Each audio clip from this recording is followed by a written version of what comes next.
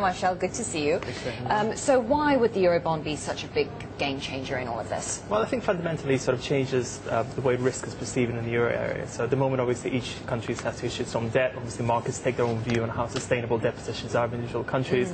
If you get the common Eurobond, you are basically pooling risk in the region. I think that could be quite important. So it's a way of sort of spreading the risk more evenly instead of it being bearing down on just one or a few countries. Absolutely. It's about pooling risk. It's obviously about transfer payments from the richer European countries to the poorer European countries. We all know what the game is. You had Maryam writing in the FT this morning to this effect. A lot of the periphery politicians are quite interested in the idea, but it is ultimately about Germany and France paying for the rest of the euro area. And just how difficult is it going to be to get those two countries to agree to this? I think politically it is a very difficult thing to achieve.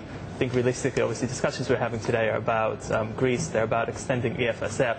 I think a common Eurobond is another couple of steps down the line from that. It requires greater political cooperation. I think requires sort of, that next push. But ultimately, I think that's where we're going to end up. I think the future of the euro... You're saying that's inevitable at this point? Well, I think you have to make a choice. I think if euro is to survive in its present form with all the countries in it, then I think Eurobond is where we're going to find ourselves in, let's say, 2 or 3 years down the line. I think that's the choice that politicians have to make. Is the euro sustainable in its present form? And, we've been hearing noises about the Eurobond for a little bit, and, just ahead of this summit, we're seeing optimism, we're seeing that play out in the markets as well. Stocks are higher, yields coming away a little bit because, we're hearing these reports that Germany and France have come to some sort of common agreement or position.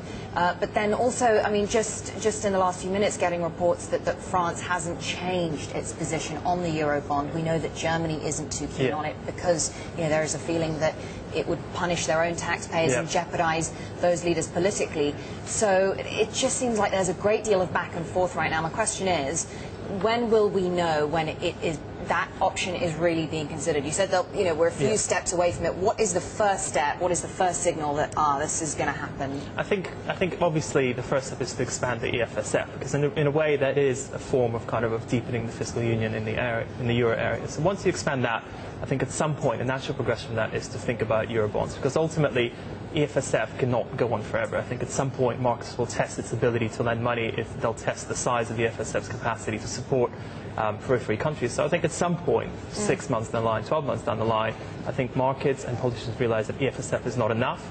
You need to come up with the next step, and I think Eurobond is that natural sort of solution. What are the chances of them deciding off the back of this meeting that the EFSF could help out countries that haven't already received a bailout, so countries that need liquidity, perhaps Spain, Italy, but haven't received a bailout, and then second, that the EFSF could help recapitalize the weaker banks? I think there's a decent chance, but I'm not that confident we'll ultimately get the result. I think, what we've learned from previous meetings, we always sort of end up being disappointed by European politicians, so I'm not quite sure this time it will be any different.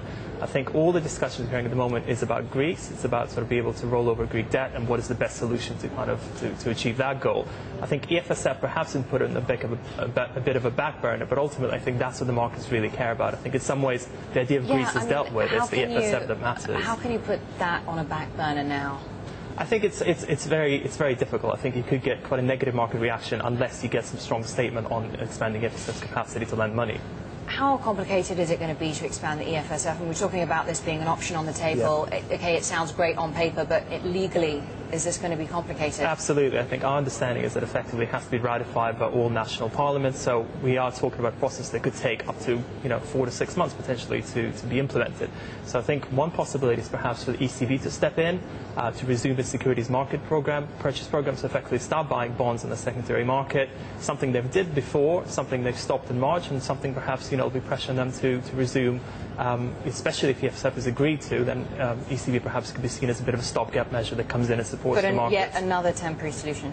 Well, absolutely, but that's what we've been. Senior European economist, Jefferies International, Marchel Alexandrovich, really good to get your analysis. Thank you very much.